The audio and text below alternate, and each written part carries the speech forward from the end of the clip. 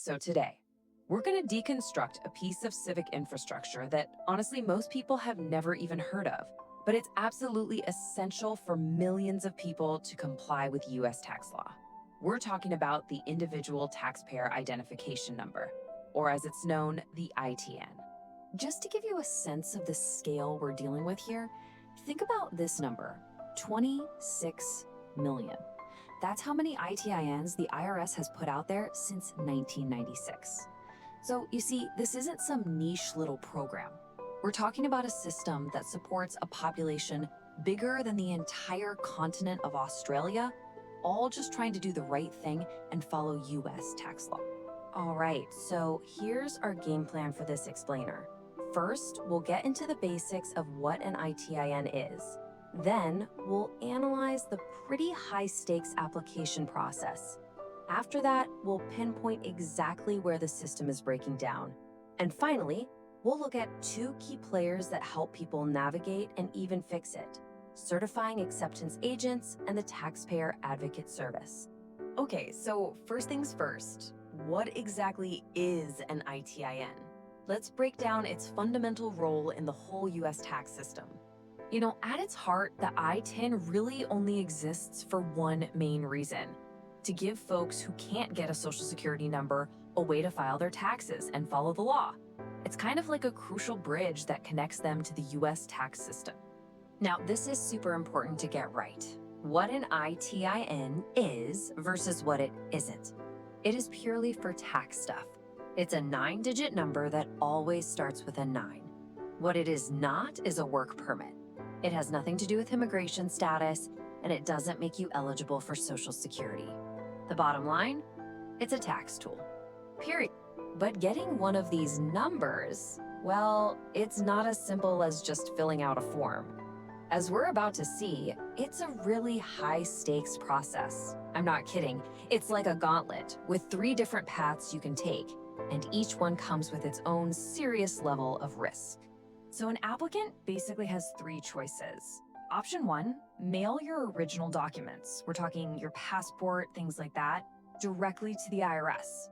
Option 2, try and snag an appointment at a special IRS Taxpayer Assistance Center. Or option 3, you can hire what's called a certifying acceptance agent, or CAA, who can check your documents for you. The huge difference here really comes down to who is holding onto your passport. And this quote from the Taxpayer Advocate Service, man, it just gets right to the heart of the problem. Can you imagine putting your only passport in an envelope and mailing it away? There's a very real chance you might not get it back. The one document that proves who you are.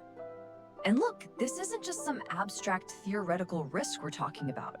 The system itself is under a ton of strain, and that leads to these critical breaking points that have very, very real consequences for the people who depend on it.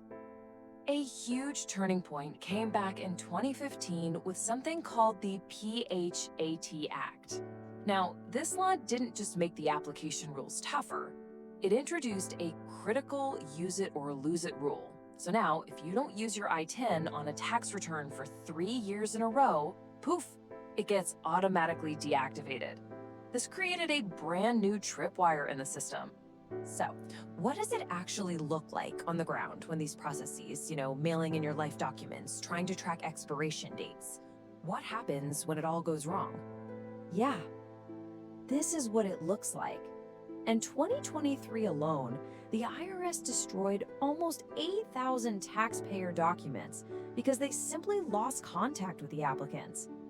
So that risk of not getting your passport back, this is the reality of it. It is a catastrophic failure for thousands of people every single year. And the failures just cascade. I mean, it's like a domino effect. Between 2021 and 2023, the IRS wrongly deactivated tens of thousands of perfectly valid ITINs. And those mistakes, they trigger automatic math error notices, which then cause taxpayers to lose out on tax credits they were entitled to, over $6 million in just 1 year. It's this chain reaction of bureaucratic failure that has a very real, very painful financial cost. So with all these risks, it's no surprise that a whole support system has popped up to help people get through this gauntlet. And the first line of defense is the Certifying Acceptance Agent, or the CAA. I mean, the data here could not be clearer. If you look at this, applicants who don't use a CAA get their applications rejected more than twice as often as people who do. So CAA doesn't just lower the risk of mailing your documents, they dramatically boost your odds of success. They just know the system inside and out. But of course, there's a catch. This success comes at a price. CAA services can be really expensive, and that creates a huge barrier for the low-income filers who, by the way, make up most of the ITIN population. And while there are some free services out there, they're only available in 17 states. So access to this much safer, more successful option is anything but equal. Okay, so if the system is flawed and the people who can help you navigate it are unequally distributed, who holds the IRS accountable for all this? Well, that brings us to another key player, the Taxpayer Advocate Service. The Taxpayer Advocate Service, or TAS, is a really fascinating organization. It's basically an independent watchdog that operates inside the IRS.